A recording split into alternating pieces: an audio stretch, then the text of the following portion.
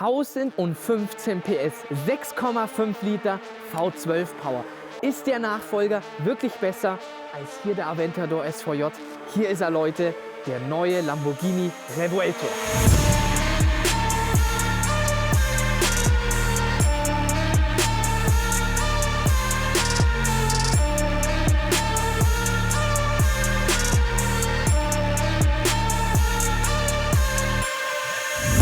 Robert?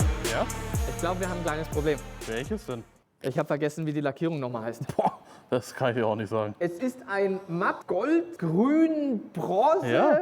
Es sieht auf jeden Fall geil aus. Das ist eine geile Mischung. Ja, Leute, hier ist er, der neue Lamborghini Revuelto. Ein Bekannter hat uns dieses Fahrzeug zur Verfügung gestellt. Es ist einer der ersten Revueltos, der ausgeliefert worden ist weltweit. Und wir dürfen heute damit eine Runde drehen und werden herausfinden, ist der Revuelto wirklich besser als der Vorgänger, hier Aventador SVJ, beziehungsweise da hinten schön in Rot der Aventador SV. Denn Leute, wir haben hier so viel neue Technologie an Bord. Nicht nur, dass wir weiterhin Oldschool Power haben, und zwar den schönen 6,5 Liter V12 Saugermotor, der hier jetzt mittlerweile 825 PS leistet. Das ist schon wirklich eine deutliche Steigerung zum Vorgänger. Beim SVJ waren es ja 770 PS. Aber Leute, wir haben hier zusätzlich noch 3 Elektromotoren verbaut. Bedeutet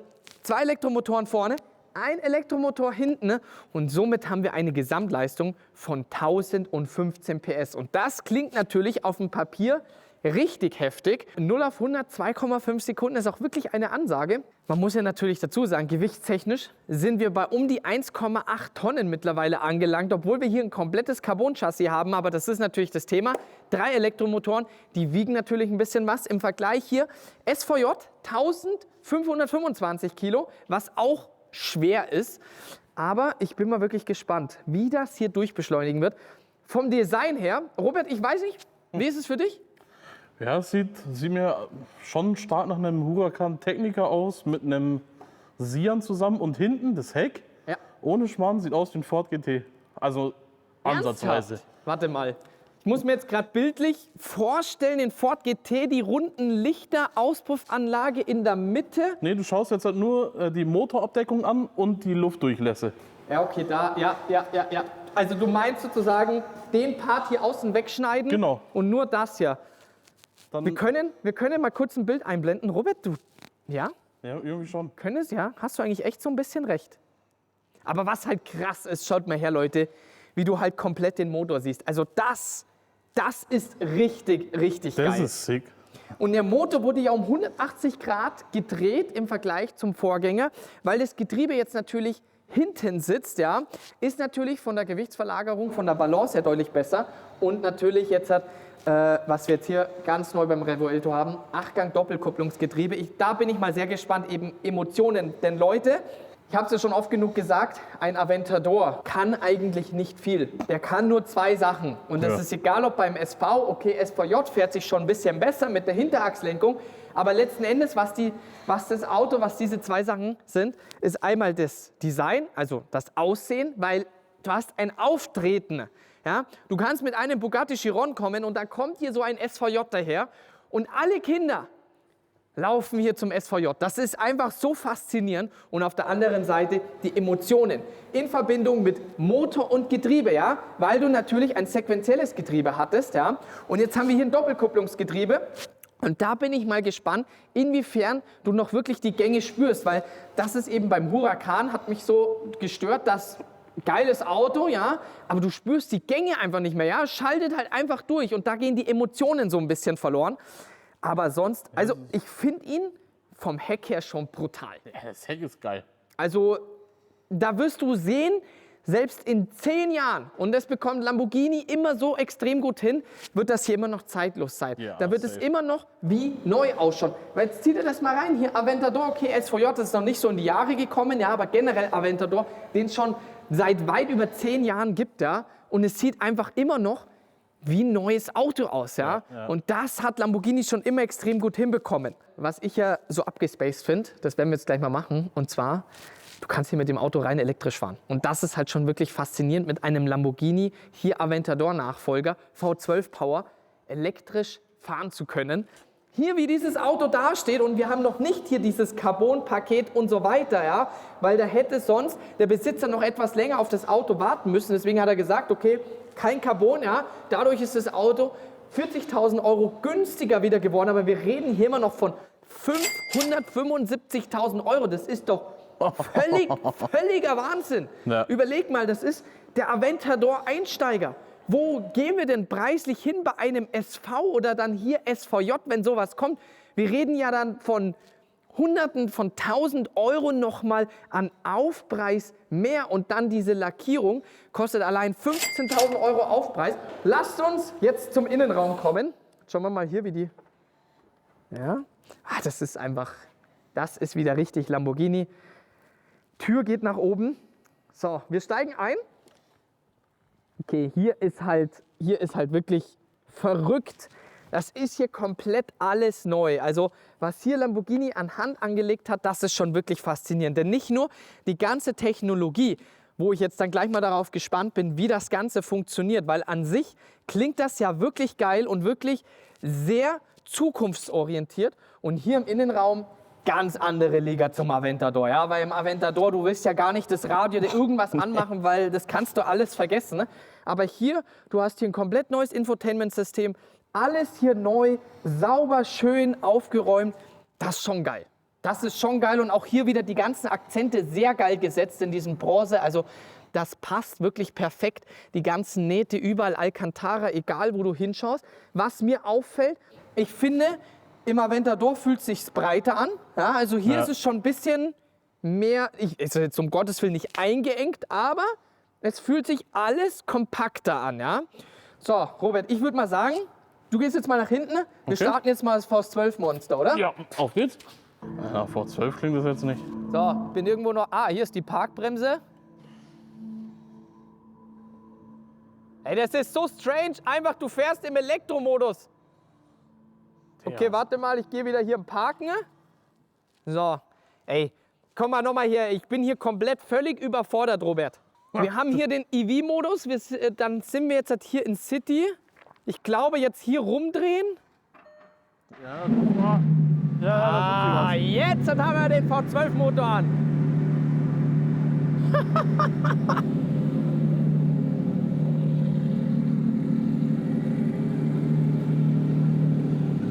Also bisher kann ich noch überhaupt nicht Standgas geben. Robert, komm mal her.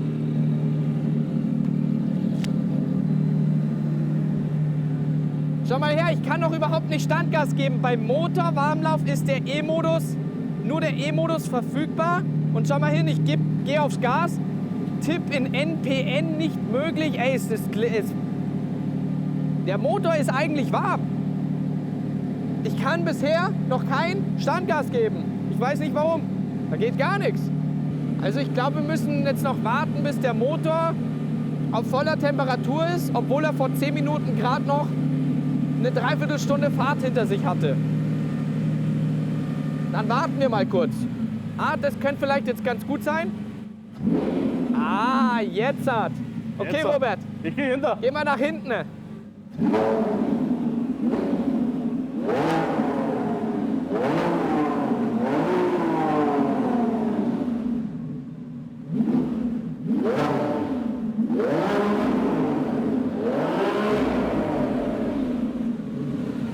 Also was mir auffällt, Leute, der Motor dreht viel und zwar viel langsamer hoch Ja, voll. als der Aventador. Schau mal hin, geh mal auf die Drehzahlen. Ich weiß nicht, ob du es sehen kannst. Schau mal hin. Ich bin voll auf dem Gas.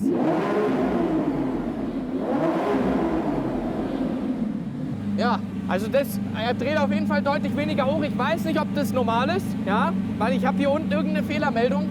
Aber weißt du was, Robert? Ich sitze jetzt eh schon. Du kommst jetzt mit rein und wir fahren los, oder? Auf geht's. Auf geht's. Jetzt, Robert, kommst du klar? Soll ich dir noch irgendwas hinmachen? Also es wäre schon geil, wenn du da nach hinten schaust, wie du komplett den Motor siehst. Vor allem, wie riesig die Scheibe ist. Scheibe ist mega. Können wir losfahren oder brauchst du noch kurz? Nee, ich hab das glaube ich hier im Griff. Wir sind nämlich jetzt hier im E-Modus, Leute. Bedeutet, Wir fahren hier einfach rein elektrisch los. Im Elektroauto. Fast. Im Hybridauto. Wir haben immer noch V12 Power am Start. Gott sei Dank. Ich hatte, glaube ich, ja, bei dir steht es drüben, 7 Kilometer können wir rein elektrisch fahren. Aber ich bin jetzt gespannt, wenn wir jetzt auf die Autobahn fahren, ab wann sich der Motor hinzuschaltet. Also das sind jetzt schon mal 60 km/h. Das ist ganz So, strange. jetzt laden wir mal durch. Und geht so das- strange. Okay, das ist Vollgas. 110. 120. 130. Schauen wir mal, ob sich der V12-Motor irgendwann hinzuschaltet. 140. Der muss er ja, oder? Okay, 150, aber du merkst jetzt schon, jetzt geht nichts mehr. Also das ist auf jeden Fall das Maximum. Jetzt drehe ich mal hier rum. Da müsste sich eigentlich... Ah ja, jetzt Ja. hat's. Das klingt schon besser. Jetzt sind wir da. Im Strada-Modus. Aber soundmäßig schon geil. Ja, voll. Weil ich meine, klar Leute, wir haben die ganzen neuen Auflagen, ganzen neuen Regularien. Natürlich, Lamborghini baut weiterhin unter 10.000 Fahrzeuge. Bedeutet, es ist natürlich für die Marke nicht so streng. Sie müssen hier keinen OPF verbauen, soweit ich weiß. Ja? Dementsprechend kann man immer noch hier diesen geilen V12-Sound miterleben. Was ich sehr strange finde, sind hier die Blinker, muss ich ganz ehrlich sagen. Weil vor allem, wenn du das Lenkrad wirklich, wenn du dementsprechend einlenken musst und du musst dann währenddessen blinken, ist ein bisschen ungewohnt. Da fand ich hier das Oldschool, fand ich besser. Aber ich würde jetzt mal sagen, wir gehen jetzt hier in den Sportmodus. Wie gesagt, wir haben einen Haufen neue Technologie verbaut hier. Anscheinend muss sich das Auto deutlich besser fahren. Was du merkst, das Auto fühlt sich auch deutlich leichter an. Ja?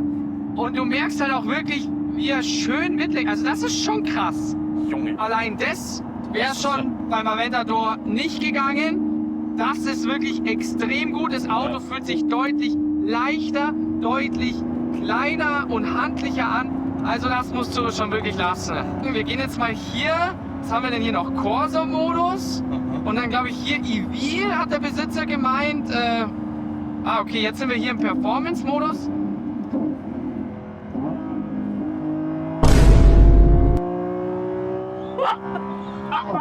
Also, ich weiß ja nicht, Robert, ich bin voll auf dem Gas. Was ist das? Hä? Ja, da geht nichts vorwärts. Was zum Teufel? Sag mal runter, Turing. Was zum Teufel? Also hier ist die Motorkontrollleuchte an und ein Ausrufezeichen. Ja, aber es zeigt nichts an irgendwie. Und er meinte vorhin, er hatte irgendwie Getriebestörung und das Auto das Bluetooth funktioniert nicht, Apple CarPlay funktioniert nicht. Das Auto braucht total viel neue Software drauf, aber er zeigt keinen Fehler an. Was zum Teufel? Ihr Fahrzeug gehen? Er zeigt nirgendwo einen Fehler an. Also klar, Motorkontrollleuchte ist ein Fehler, das kann nicht gesund sein. Aber er hat jetzt keinen Fehler mehr vorhin angezeigt. Aber also weiß ich jetzt nicht, nach 1015 PS fühlt sich das nicht an. Was ist denn das? Das fühlt sich nach 23 Diesel an. Vor allem, ich kann auch hier irgendwie, ich weiß nicht, entweder stelle ich mich zu blöd an, aber ich sehe auch hier irgendwie nirgendwo die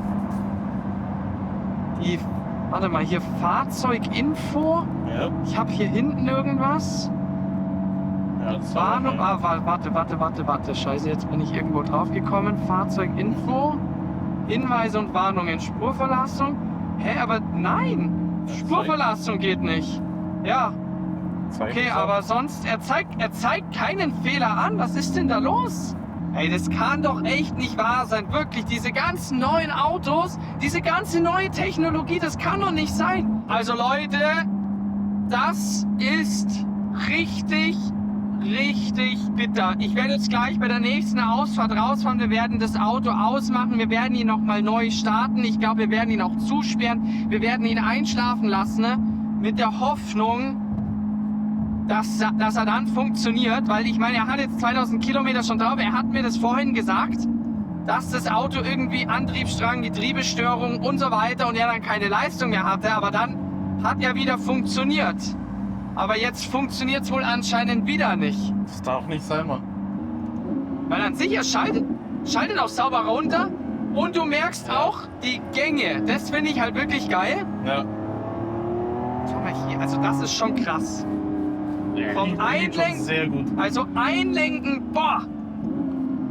Das kannst du nicht mehr mit dem alten Aventador vergleichen, aber ich sag dir ganz ehrlich, lieber fahre ich den Aventador mit einer alten Technik, aber das Auto funktioniert. Das Auto hat noch nie irgendwas gehabt. Das Einzige ist, dass das Getriebe, wenn dann zu heiß wird, wenn du zu lange rückwärts fährst oder irgendwo anfahren musst, den Berg. Aber sonst funktioniert das einwandfrei, aber das ist Vollgas. So. Ja, da wäre ja noch mit dem Golf schneller. Sound ist, Der Sound ist schon Sound gut. ist geil. Wir fahren jetzt das Auto dann nach vorne, wir stellen ihn jetzt ab, stoppen ihn und dann mit der Hoffnung schauen wir mal, ob er dann funktioniert. Was meinst du gerade mit dem Innenraum, Robert? Das ist so brav. So brav. Ja, aber du musst überlegen, es ist der Aventador Einsteiger. Ja, nein, aber ich meine, wenn du ein vorherigen Aventador eingestiegen bist, das war ehrfürchtig, da hast du Angst gehabt. Weil du hast durch die Scheibe hast du nicht mal irgendwas sehen können. Du hast halt gefühlt so ein Blickfeld Ja. und du hast halt Schiss gehabt. Und hier ist halt so. Ja, hier hast du halt jetzt wirklich volle Übersicht. Das ist total tiefenentspannt. Du hast die neueste Technik. Ja. Aber es ist halt nicht mehr dieses, wie wir es halt kennen, dieses Oldschool. Ja. Das ist halt hier, du hast zwar noch den Motor, aber sonst ist eigentlich alles anders. Ja. Und ich glaube, es kommt darauf an, ist Geschmackssache. Es ist halt, wenn du halt den Aventador so gewohnt bist und ich bin halt einfach den SV und den SVJ gewohnt, Ja. dann weiß ich nicht, ob das hier das richtige Fahrzeug wäre, was man in die Sammlung aufnehmen könnte. Da müsste man mal warten, performancemäßig, was bei SV, SVJ geht.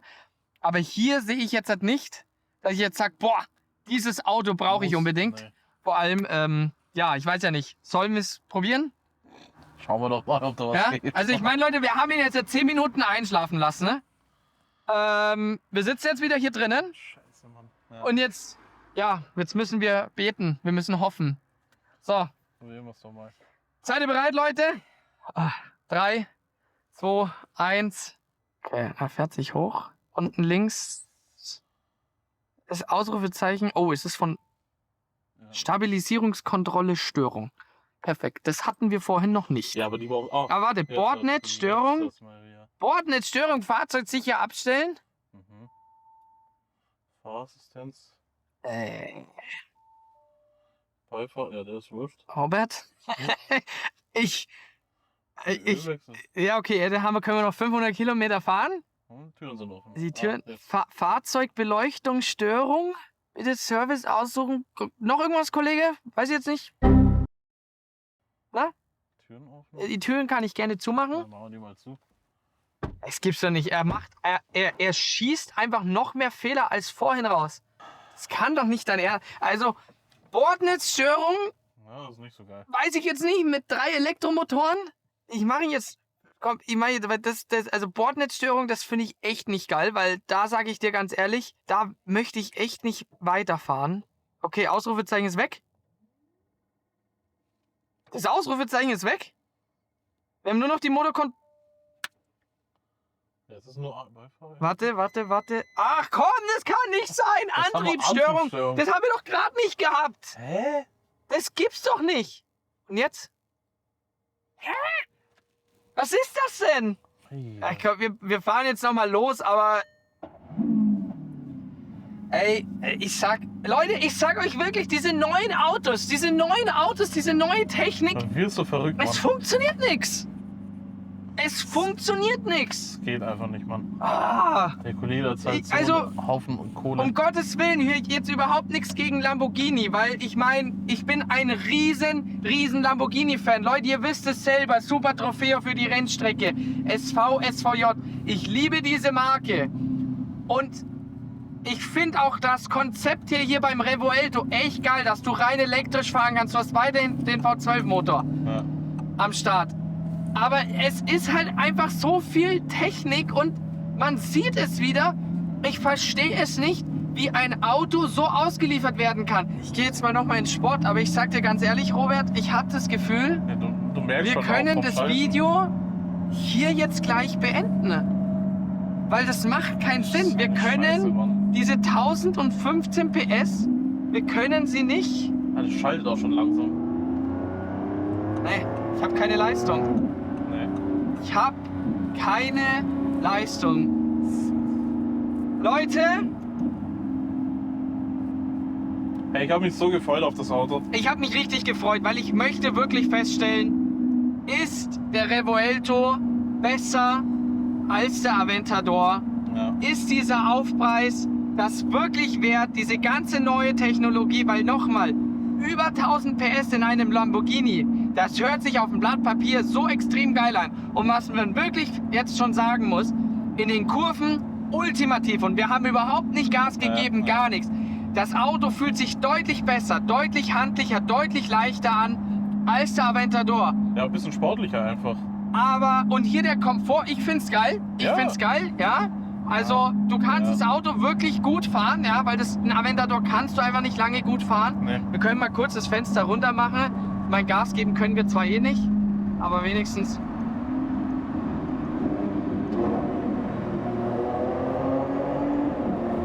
Okay.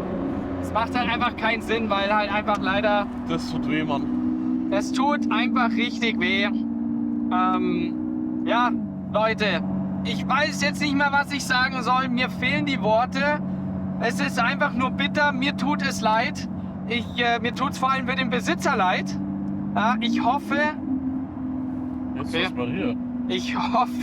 Robert, wir fahren jetzt ganz langsam nach Hause. Ich hoffe, dass sich dieses Problem bald beheben wird. Und ich hoffe, dass wir die Fahrt, dass wir wirklich die 1015 PS Fahrt bald nachholen können, Leute. Hoffentlich. Damit wir wirklich herausfinden, okay, ist der Revuelto wirklich seinen Preis wert? Ist er wirklich das bessere Auto? Wir haben hier einen 720S, was hier daherkommt. Oh. Und ein GT3RS. Von daher... mit dem Hund. Geil, Mann. Ah ne, 57S ist das ja hier Ah. sogar. Schauen wir hier hin. Aus Hamburg. Hannover. Ach so, Hannover. Tut mir leid, Ah. Robert. So, aber damit würde ich sagen, wir machen Schluss. Wir sind raus, Leute. Ja, jetzt Wir gib mal sehen uns Gas. beim nächsten Video wieder. Von daher, Jalla. Abfahrt. Und wir werden vom Makan auch gleich noch abgezogen. Digga, das Alter. gibt's doch nicht. Alter. Das gibt es nicht. So, Robert. 170. Jetzt geht's auf. Jetzt kommt der von 12 aber richtig ins Fahren. Und 180, nächste Welle.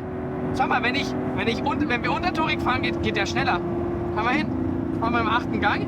Sind wir schon bei 200. Oh, das tut echt weh, Mann. Und vor allem, wir könnten einfach bis 9.500 Touren drehen. Es könnte so ein geiles Auto Er sein. wird ja an sich funktionieren, aber wir fahren halt einfach mit 200 PS.